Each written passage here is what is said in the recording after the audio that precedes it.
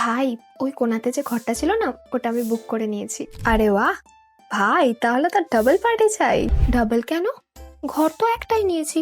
আরে দুটোর জন্য, একটা তোর জন্য আর একটা ব্যাংকের জন্য। ভাই, তুই কোনো নেশা টেশা করেছিস নাকি?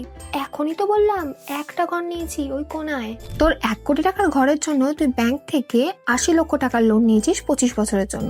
এবার 25 বছরে তুই ব্যাংককে 1,93,হাজার টাকা শোধ দিচ্ছিস। তো 1 কোটির ঘরটা 2 কোটি হয়ে গেল না? তো হলো না দুটো ঘর? কথাটা তো ঠিক, কিন্তু এখন কি করি? একটা কাজ করতে পারিস, তুই যত টাকার লোন নিয়েছিস ওটার 0.5% মানে 8,000 টাকার SIP করে দে। তোর লোন পুরো ফ্রি হয়ে যাবে। কি করে?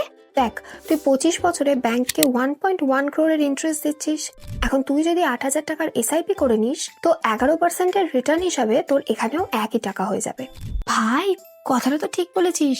বেকি ফায়াতি বললি না চ্যানেলটার নাম? নে, ফলো করে দিয়েছি।